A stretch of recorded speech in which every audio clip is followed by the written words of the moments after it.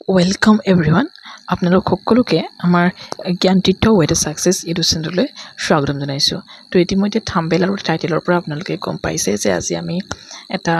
বিশেষ টপিকৰ ওপৰত ডিছকাশ্যন কৰিবলৈ গৈ আহিছোঁ, য'ত আমি প্ৰায় 111টা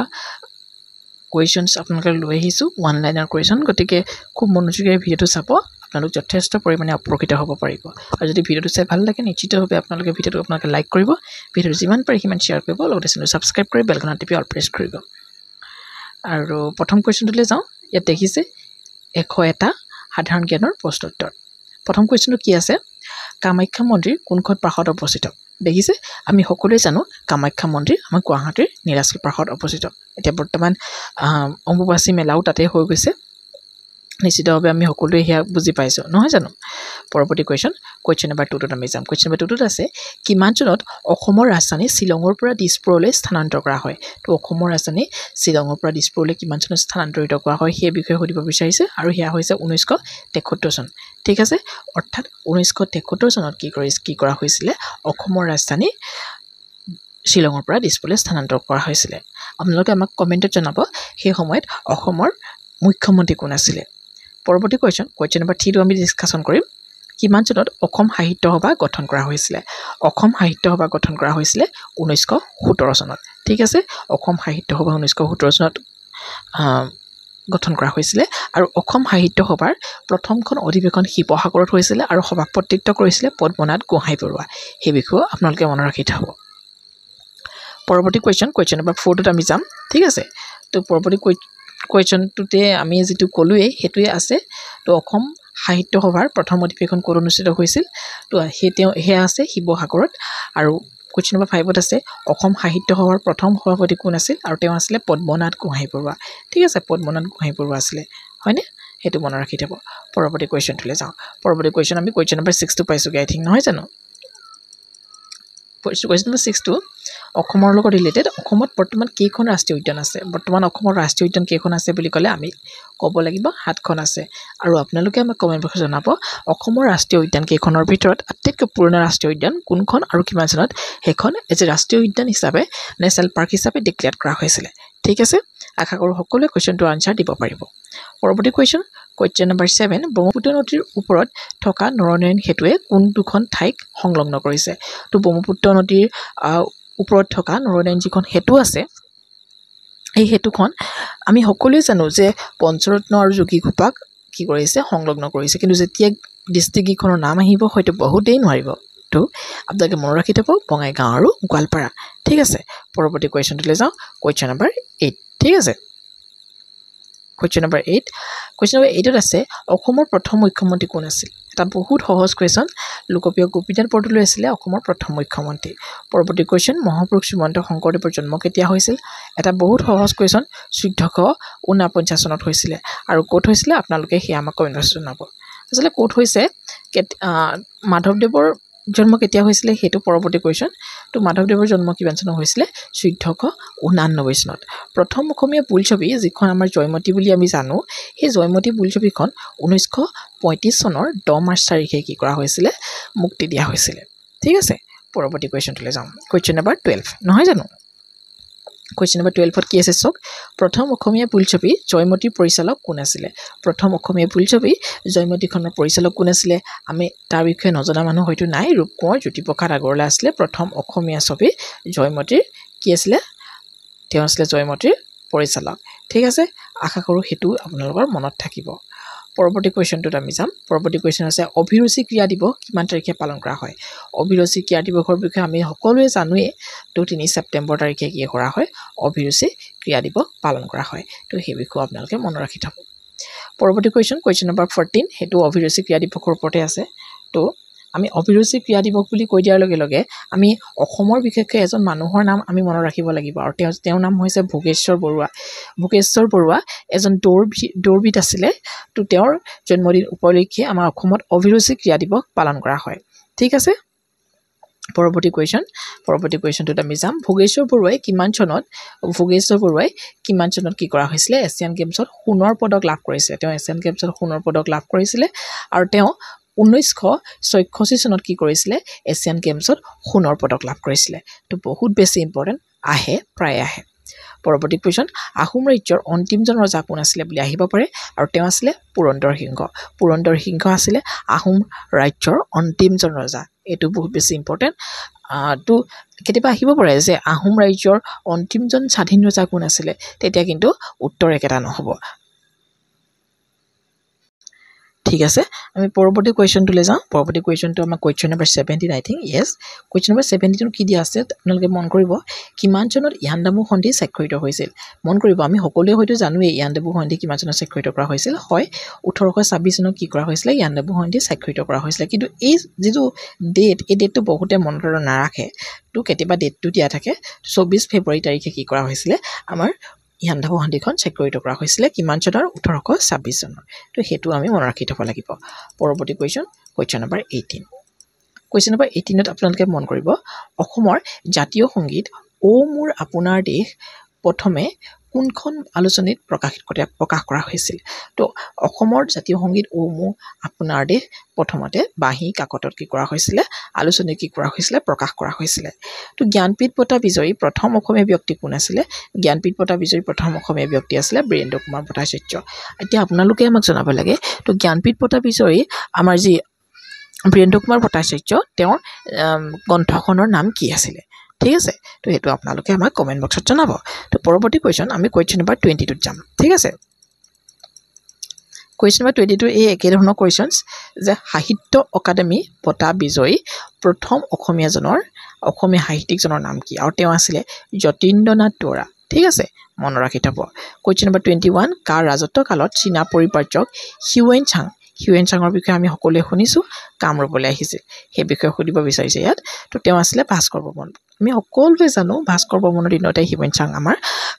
কি হয় অসমলৈ আহিছিলে নহয় জানো ভাস্কৰ বৰ্মন কোন আছিলে কুমাৰ ৰজা আছিলে বৰ্মন বংশৰ আৰু বৰ্মন বংশৰ তেওঁ শেষৰজন ৰজা আছিলে ঠিক আছে পৰৱৰ্তী কুৱেশ্যন আমি কুৱেশ্যন নম্বৰ 22 ত যাম কুৱেশ্যন নম্বৰ 22 ত কি উল্লেখ আছে আপোনালোকে মন কৰক আহোম ৰাজ্য কোনে প্ৰতিষ্ঠা কৰিছিল হয়নে আহোম ৰাজ্য প্ৰতিষ্ঠা কৰিছিলে স্বৰ্গদেউ চাওলুং চুকাফাই অৰ্থাৎ স্বৰ্গদেউ চাওলুং চুকাফাই কি কৰিছিলে আহোম ৰাজ্য প্ৰতিষ্ঠা কৰিছিলে তেওঁ কি কৰিছিলে 1228 চনত আহিছিলে আহোম ৰাজ্যলৈ ঠিক আছে এটো মনত ৰাখিব 1214 চনতে তেওঁ আচলতে আহিছিলে কিন্তু 1228 খ্ৰীষ্টাব্দত আহি মানে তেওঁ আমাৰ অসম পাহি আৰু তেওঁ তেতিয়া কিছুমান অস্থায়ী ৰাজধানী তেওঁ পাতিছিলে কিন্তু পৰৱৰ্তী সময়ত তেওঁ 1253 চনতে স্থায়ী ৰাজধানী চৰাইদেউত পাতে ঠিক আছে হেতু আপোনালোকে মনত ৰাখি থব পৰৱৰ্তী কুৱেশ্যনটোলৈ যাম কুৱেশ্যন নম্বৰ 23 ঠিক আছে কুৱেশ্যন নম্বৰ 23 নো কি আছে আমি সেই বিষয়ে আলোচনা কৰিম নহয় জানো কালাৰটো ৰেড ললে বেয়া লাগে ইয়েলো লৈ লওঁ ঠিক আছে কিমান চনত চুকাফাই আহোম ৰাজ্যৰ ৰাজধানী চৰাইদেউত আমি আলোচনা কৰিছোঁ ইতিমধ্যে নহয় জানো 1253 চনত তো শৰাইঘাটৰ যুদ্ধ কাৰ মাজত হৈছিল ইয়াত হেতুৰ কথা হৈছে শৰাইঘাটৰ যুদ্ধ কাৰ মাজত হৈছিল ইয়াত হেতু কথা সুধিছে তো আহোম আৰু মোগলৰ মাজত শৰাইঘাটৰ যুদ্ধ হৈছিল 1671 চনত এতিয়া আপোনালোকে আমাক জনাব লাগে যে আহোম আৰু মোগলৰ মাজত হোৱা প্ৰথমখন ৰণৰ নাম আমি কৈ দিছোঁ বেটেল ভৰেলো আৰু 1615 চনত হৈছিলে আৰু শেষৰখন যিখন যুদ্ধ আছিলে আহোম আৰু মোগলৰ মাজত হোৱা তো সেই যুদ্ধখনৰ নাম কি আছিলে আৰু কোনজন ৰজাৰ দিনত হৈছিলে ঠিক আছে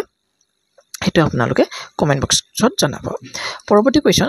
নম্বৰ 25 ত আমি যাম কুৱেশ্যন নম্বৰ 25 ত আমি কি লৈ আহিছিলোঁ চক শৰাইঘাটৰ যুদ্ধৰ সময়ত আহোমৰ ৰজা কোন আছিলে তো আহোমৰ ৰজা শৰাইঘাটৰ যুদ্ধৰ সময়ত কোন আছিলে আমি মনত ৰাখিব লাগিব উদয়াদিত্য সিংহ এতিয়া আপোনালোকে জনাব লাগে উদয়াদিত্য সিংহৰ আহোম নামটোনো কি ঠিক আছে কুৱেশ্যন নম্বৰ 26 ত আমি লৈ আহিছিলোঁ শৰাইঘাটৰ যুদ্ধৰ সময়ত আহোমৰ সেনাপতি কোন আছিল শৰাইঘাটৰ যুদ্ধৰ সময়ত আহোমৰ সেনাপতি আছিলে লাচিত বৰফুকন এতিয়া কথা হ'ল মই মাজে মাজে কিছুমান কুৱেশ্যনৰ লগত সংগতি ৰাখি কিছুমান কুৱেশ্যন মোক আপোনালোক কমেন্ট বক্সত জনাবলৈ কৈছোঁ তো আপোনালোকে কমেন্ট বক্সত জানিলেও জনাওক নাজানিলেও আপোনালোকে নেটত সাৰ্চ কৰি হ'লেও জনাওক মই এই কাৰণে আপোনালোকক জনাবলৈ কৈ আহিছোঁ কাৰণ আপোনালোকে যদিও নাজানে বা জানে তথাপিও মানে আপোনালোকে যেতিয়া আমাক কমেন্ট বক্সত লিখিব বা কথাটো ক'ব বা আপোনালোকে যদি নাজানে নেটত সাৰ্চ কৰি যেতিয়া কথাটো চাই পিনি আমাক যেতিয়া দিব তেতিয়া নিশ্চয়কৈ আপোনালোকৰ পৰৱৰ্তী সময়ত হেল্পফুল হ'ব নহয় জানো কুৱেশ্যন নম্বৰ 27 কি আছে মন কৰক শৰাইঘাটৰ যুদ্ধৰ সময়ত মোগলৰ সেনাপতি সুধিছে এইবাৰ তো তেওঁ আছিলে ৰামসিংহ আমি সকলোৱে জানো মহাত্মা গান্ধী অসমলৈ প্ৰথম কেতিয়া আহিছিল 1921 চনত আহিছিল পৰৱৰ্তী সময়ত মহাত্মা গান্ধী 1926 চনত 1934 চনত আৰু 1946 চনত তেওঁ অসমলৈ আহিছিলে সেয়া আপোনালোকে মনত ৰাখিব পৰৱৰ্তী কোৱেশ্চন নম্বৰ 29 টোলৈ আমি যাম কোৱেশ্চন নম্বৰ 29 ত আছে প্ৰথম অসমীয়া সাহিত্য একাডেমী বঁটা লাভ কৰা গ্ৰন্থখন কি আছিল তেওঁ সেইখন আছিলে বনফুল আৰু আমি জানোৱেই যে পঢ়ি আহিছোঁ যতীন্দ্ৰনাথ দুৱৰাই আছিলে প্ৰথম অসমীয়া সাহিত্যিক যিয়ে সাহিত্য একাডেমী বঁটা লাভ কৰিছিল কোৱেশ্চন নম্বৰ 30 প্ৰথম অসমীয়া জ্ঞানপীঠ বঁটা লাভ কৰা গ্ৰন্থখন আমি আপোনালোকক কমেণ্টত জনাবলৈ কৈছিলোঁ আৰু সেইখন হৈছে মৃত্যুঞ্জয় আমি এটা কৈ দিছোঁ বীৰেন্দ্ৰ কুমাৰ ভট্টাচাৰ্য ঠিক আছে মনত ৰাখি থ'ব তো পৰৱৰ্তী কুৱেশ্যনটোলৈ যোৱাৰ আগতে আপোনালোকে এয়া মনত ৰাখিব যে প্ৰথম অসমীয়া জ্ঞানপীঠ বঁটা লাভ কৰা যিখন উপন্যাস আছিলে সেই উপন্যাসখনৰ নামনো কি আছিলে সেইখন আছিলে ইয়াৰুইংগম আপোনালোকে সেয়াও মনত ৰাখি থ'ব ঠিক আছে পৰৱৰ্তী কুৱেশ্যনটোলৈ আমি যাম কুৱেশ্যন নম্বৰ 31 পাইছোঁগৈ আমি নহয় জানো বাৰু অলপ বেছিয়ে মই লগে নহয় জানো কুৱেশ্যন নম্বৰ 31 কি আছে চাওক প্ৰথম অসমীয়া স্নাতক কোন আহিব পাৰে হয়নে আনন্দৰাম বৰুৱা বহুত সহজ কুৱেশ্যন ভৌগোলিক আয়তনৰ ফালৰ পৰা অসমৰ আটাইতকৈ ডাঙৰ যিখন জিলা সেই জিলাখন কি হয় সেইখন হৈছে কাৰ্বি আংলং মনত ৰাখি থ'ব ভাৰতৰ আটাইতকৈ ডাঙৰ ৰাজ্যখন বাৰু কি ভৌগোলিক আয়তনৰ ফালৰ পৰা সেই বিষয়ে আপোনালোকে আমাক কমেণ্ট বক্সত জনাব ঠিক আছে পৰৱৰ্তী কুৱেশ্যন নম্বৰ আই থিংক 33 হ'ব য়েছ তো কুৱেশ্যন নম্বৰ 33 আমি যাম ভৌগোলিক আয়তনৰ ফালৰ পৰা অসমৰ বৰ্তমান আটাইতকৈ সৰু জিলানো কোনখন সৰু জিলা হৈছে দক্ষিণ শালমৰা আৰু মানকাছৰ সেইটো আপোনালোকে মনত ৰাখি থ'ব কুৱেশ্যন নম্বৰ 34 টো কি আছে আপোনালোকে মন কৰক বহুতে কনফিউজ কৰি পেলাই এইটো কুৱেশ্যনত বৰ্তমান অসমত মুঠ জিলা কেইখন আছে তো 34 নহয় মই ইয়াত অলপমান ভুলকৈ লিখা নিচিনাই হ'ল তো এইটো 34 নহয় দেই এইটো 35 হয় আপোনালোকে এইটো শুধাই ল'ব 35 মই লিখিবলৈ অলপমান গণ্ডগোল হয় ইয়াত সেইটো কাৰণে মই লিখি দিয়া নাই ঠিক আছে এইটো 35 আপোনালোকে লিখি ল'ব ঠিক আছে এতিয়া পৰৱৰ্তী কুৱেশ্যনটোলৈ আমি যাম পৰৱৰ্তী কুৱেশ্যন 35 নম্বৰ কুৱেশ্যন নহয় জানো তো 35 নম্বৰ কুৱেশ্যনটো কি আছে ৰাষ্ট্ৰীয় ক্ৰীড়া মহোৎসৱ অসমত কেতিয়া অনুষ্ঠিত হৈছিল তো আমি সকলোৱে এইটো জানা কুৱেশ্যন 2007 চনত ৰাষ্ট্ৰীয় ক্ৰীড়া মহোৎসৱ আমাৰ অসমত হৈছিল আৰু এইটো কুৱেশ্যন আহে দেই খুব আহে তো গৰমপানী অভয়াৰণ্যনো ক'ত আছে সেই বিষয়ে আহিব পাৰে তো গৰমপানী অভয়াৰণ্য আছে কাৰ্বি আংলং ডিষ্ট্ৰিক্টত তো আপোনালোকে মনত ৰাখি থ'ব মনত ৰাখিব আমি বহুত বচা 101টা আমি কমন কুৱেশ্যনে লৈ আহিছোঁ গতিকে চিৰিজটো ভালধৰণে চাব আৰু যদি আপোনালোক উপকৃত হোৱা যেন অনুভৱ হৈছে নিশ্চিতভাৱে চিৰিজটো আপোনালোকে কি কৰিব লাইক এটা কৰিব ভিডিঅ'টো যিমান পাৰে আপোনালোকে বন্ধু বান্ধৱীৰ সৈতে শ্বেয়াৰ কৰিব লগতে চেনেলটো ছাবস্ক্ৰাইব কৰি বেল আইকন টিপি অল প্ৰেছ কৰিব যাতে আহিবলগীয়া ভিডিঅ'সমূহৰ সৈতে আপোনালোক নটিফাই হৈ থাকিব পাৰে এতিয়া কুৱেশ্যন নম্বৰ 37 সহজ যদিও এইটো কুৱেশ্যনো প্ৰায় আহে গিবন অভয়াৰণ্য অসমৰ কোনখন জিলাত অৱস্থিত তো ডেফিনেটলি যোৰহাটত আছে ঠিক আছে সোণালী বান্দৰৰ বাবে বিখ্যাত এই চক্ৰশিলা যিখন অভয়াৰণ্য সেইখন সোণালী বান্দৰৰ বাবে বিখ্যাত ঠিক আছে তো সেইটো মনত ৰাখি থ'ব প্ৰায় আহে সোণালী বান্দৰৰ বাবে বিখ্যাত অভয়াৰণ্যখনৰ নাম কি পৰৱৰ্তী কুৱেশ্যন নম্বৰ 39 গুৱাহাটী যিটো চানিলাম কেন্দ্ৰ সেইটো কেতিয়া প্ৰতিষ্ঠা কৰা হৈছিল গুৱাহাটী চানিলাম কেন্দ্ৰটো প্ৰতিষ্ঠা কৰা হৈছিলে 1970 চনত মনত ৰাখি থ'ব পৰৱৰ্তী কুৱেশ্যন অসমৰ কোনখন চহৰক মানচেষ্টাৰ অফ আছাম বুলি কোৱা হয় অসমৰ কোনখন চহৰক মানচেষ্টাৰ অফ আছাম বুলি কোৱা হয় অসমৰ শুৱালকুছি কি কৰা হয় মানচেষ্টাৰ অফ আছাম বুলি কোৱা হয় দেখিছে আমি লিখি ৰাখিছোঁ অসমৰ শুৱালকুছিক মানচেষ্টাৰ অফ আছাম বুলি কোৱা হয় এছিয়াৰ ভিতৰত আটাইতকৈ ডাঙৰ শুকান মাছৰ বজাৰ ক'ত আছে আহে তো সেয়া হৈছে জাগিৰোড বহুত সহজ কুৱেশ্যন নহয় জানো মনত ৰাখি থ'ব পৰৱৰ্তী কুৱেশ্যনটোলৈ আমি যাম পৰৱৰ্তী কুৱেশ্যনটো কি আছে গুৱাহাটী বিশ্ববিদ্যালয় কিমান চনত স্থাপিত কৰা হৈছিল 1948 চনত গুৱাহাটী বিশ্ববিদ্যালয় স্থাপন কৰা হৈছিল গুৱাহাটী বিশ্ববিদ্যালয়ৰ প্ৰথম উপাচাৰ্য আছিলে কৃষ্ণকান্ত সন্দিকৈ সেইটো মনত ৰাখিব বৰ্তমান তেওঁৰ নামত এখন মুক্ত বিশ্ববিদ্যালয়ো আছে কুৱেশ্যন নম্বৰ 44 আমি যাম কুৱেশ্যন নম্বৰ 44 আছে অসমৰ লোকসভাৰ সদস্য সংখ্যা কিমান বৰ্তমান লোকসভা হৈয়ে গৈছে জানিবই লাগে 14খন অসমৰ ৰাজ্যসভাৰ সদস্য সংখ্যা কিমান তো ডেফিনেটলি আমি সেয়াও জানিব লাগে 7খন মনত ৰাখি থ'ব পৰৱৰ্তী কুৱেশ্যন নম্বৰ 46 লক্ষ্মীনাথ বেজবৰুৱাক কোনে ৰসৰাজ উপাধি প্ৰদান কৰিছিল তো ৰসৰাজ উপাধি কোনো মানুহে দিয়া নাছিলে অসম সাহিত্য সভা বুলি যদি অপশ্যন থাকে সেয়াই হ'ব শুদ্ধ উত্তৰ 1931 চনৰ যিখন অসম সাহিত্য সভাৰ অধিৱেশন আছিলে তাতে তেওঁক দিয়া হৈছিলে ৰসৰাজ উপাধি পৰৱৰ্তী কুৱেশ্যন 47 অসমীয়া চলচ্চিত্ৰ হালধীয়া চৰাইয়ে বাওধান খাই কোনে পৰিচালনা কৰিছিল হালধীয়া চৰাইয়ে বাওধান খাই পৰিচালনা কৰিছিলে জাহ্নু বৰুৱাই মনত ৰাখি থ'ব পৰৱৰ্তী কুৱেশ্যন নম্বৰ 48 ভাৰতবৰ্ষৰ মুঠ মাটিকালিৰ কিমান শতাংশ অসমে আগুৰি আছে অসমে ভাৰতবৰ্ষৰ মুঠ মাটিকালিৰ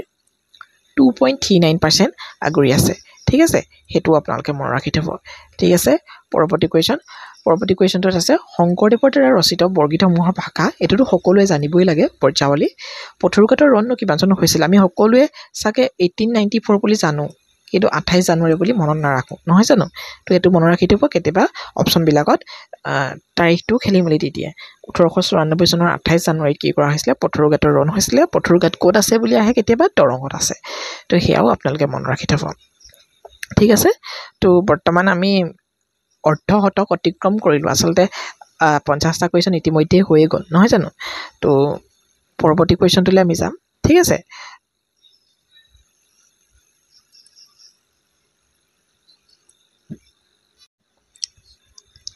তো ঠিক আছে পৰৱৰ্তী কুৱেশ্যনটো মন কৰিব পৰৱৰ্তী কুৱেশ্যন 51 নম্বৰ কুৱেশ্যন পাইছোগে আই থিংক নহয় জানো তো 51 নম্বৰ কুৱেশ্যনটো কি আছে তো তাত দিয়া আছে স্বাধীনতা আন্দোলনৰ সময়ত অসমত স্বৰাজ পাৰ্টিৰ বিষয়ে আমি সকলোৱে জানো সভাপতি কোন আছিল তো অসমত স্বৰাজ পাৰ্টিৰ সভাপতি কোন আছিলে তৰুণৰাম ফুকন ঠিক আছে তৰুণৰাম ফুকন আছিলে অসমত স্বৰাজ পাৰ্টিৰ কি আছিলে সভাপতি আছিলে পৰৱৰ্তী কুৱেশ্যন 52 নম্বৰ কুৱেশ্যনটোলৈ যাওঁ 52 নম্বৰ কুৱেশ্যনটো আছে আহোম ৰাজ্য কেতিয়া প্ৰতিষ্ঠা কৰা হৈছিল তো 1228 চনত 28 খ্ৰীষ্টাব্দত আহোম ৰাজ্য প্ৰতিষ্ঠা কৰা হৈছিল আলোচনা কৰি আহিছো আকৌ পুনৰবাৰ এইটো বিষয়ে আলোচনা নকৰো 53 নম্বৰ কুৱেশ্যন আহোম ৰাজ্য কোনে প্ৰতিষ্ঠা কৰিছিল আমি সকলোৱে জানো চাওলুং চুকাফাই কি কৰিছিল আহোম ৰাজ্য প্ৰতিষ্ঠা কৰিছিল অসমৰ প্ৰথম কোট ষ্টেডিয়াম প্ৰতিষ্ঠা কৰা হৈছিল তো যোৰহাটত ইম্পৰ্টেন্ট হয় মনত ৰাখি থব ঠিক আছে তো যোৰহাটক টি কেপিটেল অফ ইণ্ডিয়া বুলি কোৱা হয় ঠিক আছে মনত ৰাখি থব স্বাধীনতা আন্দোলনৰ সময়ত মৃত্যু বাহিনীৰ বিষয়ে আমি সকলোৱে জানো আৰু মৃত্যু বাহিনীৰ লগত যে পুষ্পলতা দাস জড়িত সেই বিষয়ে আমি সকলোৱে জানো গতিকে স্বাধীনতা আন্দোলনৰ সময়ত পুষ্পলতা দাসে কি কৰিছিলে মৃত্যু বাহিনী গঠন কৰিছিলে পৰৱৰ্তী কুৱেশ্যন নম্বৰ 56 তো কাৰ ৰাজত্বকালত ৰংঘৰৰ নিৰ্মাণ কাৰ ৰাজত্বকালত কৰিছিলে তো প্ৰমত্ত সিংহৰ দিনত ৰংঘৰৰ নিৰ্মাণ কৰিছিলে জেনেৰেলি ৰংঘৰৰ নিৰ্মাণ কোনে কৰিছিলে বুলি এনেধৰণে আহিলে প্ৰমত্ত সিংহই আমি লিখিম কিন্তু কেতিয়াবা আহে কেঁচা ৰংঘৰটো কোনে নিৰ্মাণ কৰিছিল বা প্ৰথম ৰংঘৰটো কোনে নিৰ্মাণ কৰিছিল তেতিয়া কিন্তু আমি ৰুদ্ৰসিংহ লিখিব লাগিব ঠিক আছে ৰুদ্ৰসিংহ পৰৱৰ্তী কুৱেশ্যন নম্বৰ আমি কিমান পামগৈ 57 আই থিংক নহয় জানো কুৱেশ্যন নম্বৰ 57 কি আছে মন কৰক অসমীয়া সাহিত্যৰ বুৰঞ্জীৰ লেখক কোন আছিলে তেওঁ হৈছে দেবেন্দ্ৰনাথ বেজবৰুৱা অসমীয়া সাহিত্যৰ বুৰঞ্জীৰ হৈছে লেখক দেবেন্দ্ৰনাথ বেজবৰুৱা কুৱেশ্যন নম্বৰ 58 আছে কাৰ নেতৃত্বত 1828 চনত ব্ৰিটিছৰ বিৰুদ্ধে বিদ্ৰোহ সংঘটিত হৈছিল আৰু তেওঁ আছিলে গুমধৰ কোঁৱৰৰ নেতৃত্বত 1828 চনত কি হৈছিলে ব্ৰিটিছৰ বিৰুদ্ধে মানে কি কৰা হৈছিলে বিদ্ৰোহ কৰা হৈছিলে যেটো 1826 চনৰ ইয়াণ্ডাবু সন্ধিৰ পাছতে 24 ফেব্ৰুৱাৰী আছিলে নহয় জানো পৰৱৰ্তী কুৱেশ্যন নম্বৰ 59 আমি যাম ইণ্ডিয়া এগেইনষ্ট ইটসেল্ফ এই বুকখন প্ৰায় ইম্পৰ্টেন্ট হয় ইণ্ডিয়া এগেইনষ্ট ইটসেল্ফ এই বুকখন কোনে লিখিছিলে তো তেওঁ আছিলে ডক্টৰ সঞ্জীৱ বৰুৱা মনত ৰাখিব এনেকুৱা ধৰণৰ এখন কিতাপ আহি এই বুকখন কোনে লিখিছিলে তেনেকৈ ধৰণে তো ডক্টৰ সঞ্জীৱ বৰুৱাৰ ইণ্ডিয়া এগেইনষ্ট ইটসেল্ফ কোনখন জিলাক অসমৰ পৰা পৃথক কৰি 1947 চনত মনত ৰাখিব 1947 চনত পূব পাকিস্তান বৰ্তমান বাংলাদেশৰ লগত চামিল কৰা হৈছিল প্ৰথমতে পূব পাকিস্তান বুলি কোৱা হৈছিলে পৰৱৰ্তী সময়তে ইয়াক বাংলাদেশ হিচাপে নামাঙ্কিত কৰা হয় তো এয়া আছিলে সিলেট ঠিক আছে পৰৱৰ্তী কুৱেশ্যন নম্বৰ 61 টো আমি আলোচনা কৰিম 61 কি লিখা আছে কনকলতা বৰুৱাই কোনটো স্বাধীনতা আন্দোলনত শ্বহীদ হৈছিল আমি সকলোৱে জানো 1942 ত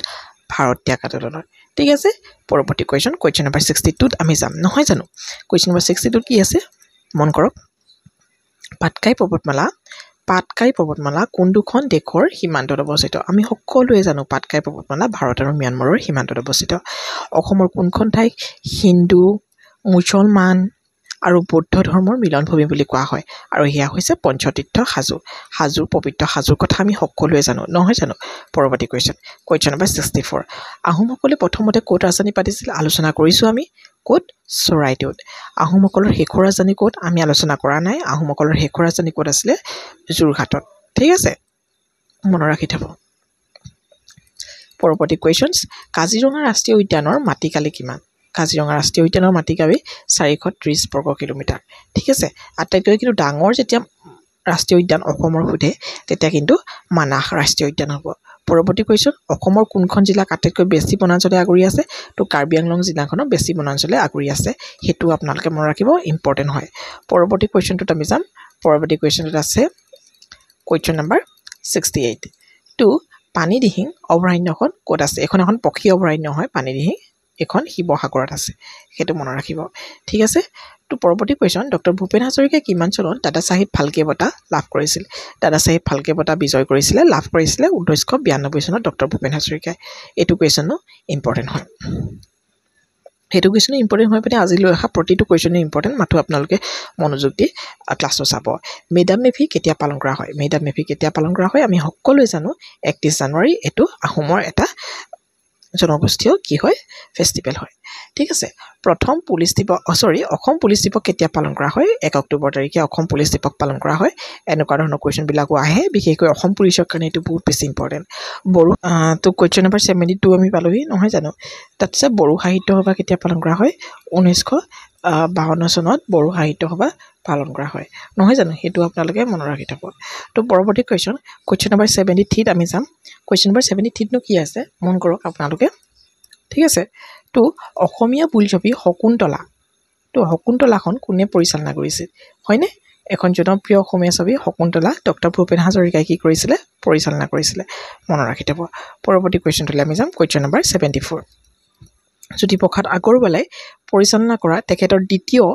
দ্বিতীয়খন যিখন তেওঁৰ বোলছবি আছিলে সেইখনৰ নাম আছিলে ইন্দ্ৰমালতী মনত ৰাখিব 1939 হেছক ইন্দ্ৰমালতী কিমান চনত মুক্তি লাভ কৰিছিল পৰৱৰ্তী সময়ত আমি লিখিয়ে থৈছো 1939 মনত ৰাখিব ইম্পৰ্টেন্ট হয় প্ৰথমখন আছিলে জয়মতী 1935 পৰৱৰ্তী কুৱেশ্যন নম্বৰ 76 লাচিত দিৱস কেতিয়া পালন কৰা হয় 24 নৱেম্বৰ তাৰিখে কি কৰা হয় লাচিত দিৱস পালন কৰা হয় অসম দিৱস কেতিয়া পালন কৰা হয় 2 ডিচেম্বৰ তাৰিখে কি কৰা হয় অসম দিৱস পালন কৰা হয় হেতু ইম্পৰ্টেন্ট হয় মনত ৰাখি থব পৰৱৰ্তী কুৱেশ্যন নম্বৰ 78ত আমি পালোহি কুৱেশ্যন নম্বৰ 78ত কি আছে অসমৰ বাক্সা যিখন জিলা এই বাক্সা জিলাখন কোন কেইখন জিলাৰ পৰা অংশ লৈ গঠন কৰা হৈছে আমি সকলোৱে জানো বাক্সা জিলাখন বৰপেটা আপোনালোকে মেপ চালে গম পাব মই এটা মেপ লৈ আহিবলৈ নহল তো মেপখন যদি লৈ আহিলো আমি দেখাব পাৰিলোহেঁতেন বৰপেটা নলবাৰী আৰু কামৰূপ জিলাৰ কিছুমান অংশ লৈ অসমৰ কি কৰা হয় বাক্সা জিলাখন গঠন কৰা হৈছে তো এইটো বিষয়ে আপোনালোকে বহুত বেছি ইম্পৰ্টেন্ট মনত ৰাখি থব বুলি আমি আশা কৰিছো ঠিক আছে কাৰণ এনেকুৱা ধৰণৰ কুৱেশ্যনছ বিলাকৰ ওপৰত সাধাৰণতে সুধা দেখা যায় ঠিক আছে তো মন কৰিব পৰৱৰ্তী কুৱেশ্যনটোলৈ আমি যাম কুৱেশ্যন নম্বৰ আই থিংক 79 নহয় জানো কুৱেশ্যন নম্বৰ 79 কি আছে পোনপ্ৰথমে কোনে ৰামায়ণ অসমীয়ালৈ অনুবাদ কৰিছিল ৰামায়ণ অসমীয়ালৈ কোনে অনুবাদ কৰিছিল মনত ৰাখি থব লাগিব মাধৱ কন্দলী তো পোনপ্ৰথমে কোনে মহাভাৰত অসমীয়ালৈ অনুবাদ কৰিছিল ৰাম সৰস্বতী ঠিক আছে বহুতে হয়তো খেলি মেলি লাগে মাধৱ কন্দলী ৰাম সৰস্বতী ৰামায়ণ মহাভাৰত তো মই এটা সহজ ট্ৰিক দিটো কাৰণ মই গম পাইছো বহুত কেইজন ছাবস্ক্ৰাইবাৰ বন্ধুৱে কৈছিলে তো ৰামায়ণ ৰ আখৰে আৰম্ভ হৈছে আৰু কোনে অসমীয়ালৈ অনুবাদ কৰিছে মাধৱ কন্দলী ৰ লগত আৰু মহাভাৰত দেখিছেনে লগত ৰাম সৰস্বতী তো ইটোৰ সিটোৰ বিপৰীত বুলি আপোনালোকে ধৰি ল'ব ঠিক আছে পৰৱৰ্তী কুৱেশ্যনটোলৈ যাওঁ এনেকুৱা ধৰণৰ চিম্পল কুৱেশ্যনবিলাকৰ কাৰণে আচলতে ট্ৰিক্স নালাগে তথাপিও বহুকেইজন ছাবস্ক্ৰাইবাৰ বন্ধুৱে মোক কমেণ্ট কৰিছিলে তো তেওঁলোকৰ কাৰণে মই এইটো ট্ৰিক্স দি দিছোঁ ঠিক আছে ৰজনীকান্ত বৰদলৈৰ প্ৰথম অসমীয়া উপন্যাসখনৰ নাম কি ৰজনীকান্ত বৰদলৈৰ প্ৰথম অসমীয়া উপন্যাসখনৰ নাম হৈছে মিৰি জীয়ৰী ঠিক আছে মিৰি জীয়ৰী প্ৰথম অসমীয়া উপন্যাস ৰজনীকান্ত বৰদলৈ কিন্তু প্ৰথম অসমীয়া উপন্যাস কি বুলি কৈ দিয়াৰ লগে লগে কিন্তু মিৰি জীয়ৰী নহয় তো সেইখন উপন্যাসৰ নামটো আপোনালোকে আমাক কমেণ্ট বক্সত জনাব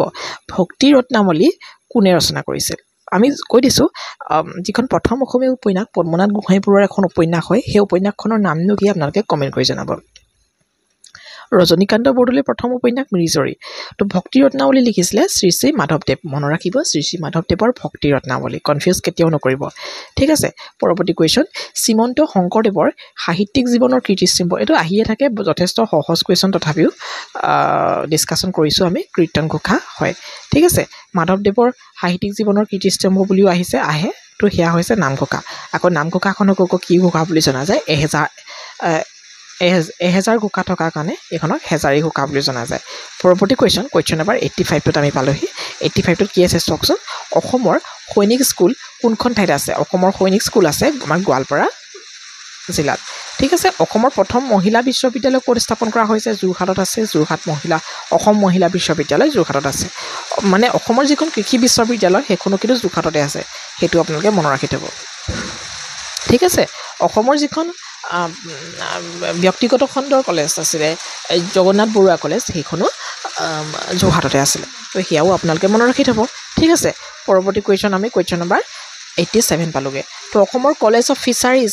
যিখন ফিচাৰিজ কলেজ ফিচাৰি সায়েন্সৰ কলেজ এখন ক'ত আছে ৰহাত আছে ঠিক আছে এখন এফিলেটেড হয় আমাৰ এগ্ৰিকালচাৰ ইউনিভাৰ্চিটি যোৰহাটৰ পৰা ধলাশাদিয়া দলংখন কোনখন নদীৰ ওপৰত আছে ভুল নকৰিব ব্ৰহ্মপুত্ৰ নদীৰ ওপৰত ধলাশাদিয়া দলং নাই লোহিত নদীৰ ওপৰত ধলাশাদিয়া দলংখন আছে পৰৱৰ্তী কুৱেশ্যন নম্বৰ 89 কুৱেশ্যন নম্বৰ 89 টোত কি আছে মন কৰক বিহু সম্ৰাট বুলি কোনজন ব্যক্তিক জনা যায় খগেন মহন্ত আমি সকলোৱে চিনি পাওঁ খগেন মহন্ত ডাঙৰীয়াক অসমৰ কোনখন ঠাইক সত্ৰ নগৰী বুলি জনা যায় বহুতে কনফিউজ কৰে মাজুলী কমেণ্ট কৰিব কিন্তু বৰপেটাকে আমি সত্ৰ নগৰী বুলি জানো ঠিক আছে পৰৱৰ্তী কুৱেশ্যন আমি কুৱেশ্যন নম্বৰ 91 লৈ যাম ঠিক আছে কুৱেশ্যন নম্বৰ 91 টো কি আছে অসমৰ কোনখন ঠাইক স্কটলেণ্ড বুলি জনা যায় অসমৰ হাফলঙক কি কৰা হয় স্কটলেণ্ড বুলি জনা যায় মনত আৰু বৰ বেছি কুৱেশ্যন নাই তো কুৱেশ্যন নম্বৰ 92 টো পালোগে আমি কুৱেশ্যন নম্বৰ 92 কি আছে চাওক অসমৰ কোনখন ঠাইক the cultural capital of Assam বুলি কোৱা হয় তো সেইখনক কোৱা হয় যোৰহাট ঠিক আছে মনত ৰাখি থ'ব অসমৰ প্ৰথম বেচৰকাৰী মহাবিদ্যালয়খনৰ নাম কি বেচৰকাৰী মহাবিদ্যালয়খনৰ নাম হৈছে জগন্নাথ বৰুৱা কলেজ ইতিমধ্যে আমি আলোচনা কৰি আহিছোঁ নহয় জানো যোৰহাটতে আছে বৰ্তমান ইউনিভাৰ্চিটি হিচাপে ডিক্লেয়াৰ কৰা হৈছে সেইটো আমাৰ কাৰণে গৌৰৱৰ কথা এজ অসমৰ হিচাপে নহয় জানো পৰৱৰ্তী কুৱেশ্যন আমি কুৱেশ্যন নম্বৰ 94 লৈকে 3 লৈকে আলোচনা কৰিছোঁ য়েছ 94ত কি আছে চাওকচোন মন কৰক কেতিয়া মাজুলী এখন জিলা হিচাপে স্বীকৃতি দিয়া হৈছিল হয় মাজুলীৰ বিষয়ে আহিব পাৰে কেতিয়া 2016 চনৰ 8 ছেপ্টেম্বৰ হ'লেও এইটো কাৰেণ্ট এফেয়াৰ্ছ তেতিয়া আছিলে এতিয়া ইমান ইম্পৰ্টেণ্ট নহয় কুৱেশ্যন নম্বৰ 95ত কি আছে অসমৰ কোনখন জিলাক প্ৰথম কাৰ্বনমুক্ত জিলা হিচাপে জনা যায় তো মাজুলীক অসমৰ কাৰ্বনমুক্ত জিলা হিচাপে জনা যায় মন কৰিব তো কুৱেশ্যন নম্বৰ 96ত কি আছে ইউনেস্কোৰ দ্বাৰা কাজিৰঙা ৰাষ্ট্ৰীয় উদ্যানক বিশ্ব ঐতিহ্য ক্ষেত্ৰ ৱৰ্ল্ড হেৰিটেজ সাইট হিচাপে স্বীকৃতি প্ৰদান কৰা হৈছে কিমান চনত প্ৰদান কৰা হৈছে 1985 ইয়াৰ লগতে মানাসকো প্ৰদান কৰা হৈছে একেটা চনতে তো সেইটো মনত ৰাখিব পৰৱৰ্তী সময়ত 1990 চনতে কিন্তু Manas as a national park হিচাপে ডিক্লেয়াৰ কৰা হৈছে এতিয়া আমি ৱৰ্ল্ড হেৰিটেজ সাইটৰ বিষয়ে যিহেতু আমি আলোচনা কৰিছোঁ গতিকে আমি কৈ যাম বৰ্তমান 41st আৰু 42nd আমাৰ কৰ্ণাটকৰ হৈছিলা টেম্পলক কি কৰা হৈছে ৱৰ্ল্ড হেৰিটেজ সাইট হিচাপে ডিক্লেয়াৰ কৰা হৈছে আপোনাক এয়া নুসুধে যে হৈছিলা টেম্পলটো ক'ৰ বুলি সুধিব পাৰে গতিকে এইটো মনত ৰাখিব ৱেষ্ট বেংগলৰ পৰাও এখন ছাইটক কি কৰা হৈছে শান্তি নিকেতনক ৱৰ্ল্ড হেৰিটেজ সাইট হিচাপে স্থান দিয়া হৈছে মনত ৰাখি থ'ব পৰৱৰ্তী কুৱেশ্যন নম্বৰ 97 কিমান চনত BTC গঠন কৰা হৈছিল BTC ফুল মিনিংটো আপোনালোকে কমেণ্ট বক্সত জনাব আহে কেতিয়াবা 2003 চনত BTC গঠন কৰা হৈছিল নাম্বৰ যিখন অভয়াৰণ্য সেইখন ক'ত আছে কাৰ্বি আংলঙতে আছে নাম্বৰ অভয়াৰণ্য তো সেইটো মনত ৰাখি থ'ব পৰৱৰ্তী কুৱেশ্যন শ্ৰীমন্ত শংকৰদেৱৰ মৃত্যু কেতিয়া হৈছিল শ্ৰীমন্ত শংকৰদেৱৰ জন্মৰ বিষয়ে আমি ইতিমধ্যে আলোচনা কৰিছোঁ নহয় জানো শ্ৰীমন্ত শংকৰদেৱৰ এতিয়া মৃত্যুৰ বিষয়ে আলোচনা কৰিছোঁ 1568 চনত কি কৰা হৈছিল শ্ৰীমন্ত শংকৰদেৱৰ মৃত্যু হৈছিল শ্ৰী মাধৱদেৱৰ মৃত্যু কেতিয়া হৈছিল সেই বিষয়ে আমি আলোচনা কৰিম তো তেওঁৰ মৃত্যু হৈছিলে 1596 চনত ঠিক আছে পৰৱৰ্তী কুৱেশ্যন অৰ্থাৎ আজি ভিডিঅ'টো শেষৰটো কুৱেশ্যনলৈ আমি আগবাঢ়িছোঁ তো সেই কুৱেশ্যনটো হৈছে ইটাখুলিৰ ৰণ কেতিয়া হৈছিল আমি ইতিমধ্যে আপোনালোকক এটা কমেণ্ট কৰিবলৈ এইটো কুৱেশ্যন কৰিছিলোঁ 1682 চনত ইটাখুলিৰ ৰণ হৈছিলে গদাধৰ সিংহৰ দিনত শাসনকালত ঠিক আছে তো আজি ভিডিঅ'টো ইমানেই আছিলে তো 101টা কুৱেশ্যন আমি ডিছকাশ্যন কৰিছোঁ তাৰ লগতো আনুষংগিক কিছুমান দিশ আলোচনা কৰিছোঁ তো সেইখিনিৰ পৰা কোৱা নাই তো এই 101টা কুৱেশ্যনৰ প্ৰত্যেকটো কুৱেশ্যনেই কিন্তু ইম্পৰ্টেণ্ট আৰু বহুত সহজ কুৱেশ্যন গতিকে মনত ৰাখিব আৰু এনেকুৱা ধৰণৰ ভিডিঅ'সমূহ পাই থাকিবলৈ আমাৰ চেনেলটো ছাবস্ক্ৰাইব কৰি বেল আইকন টিপি অল প্ৰেছ কৰিব thank you so' much see you in the next video' by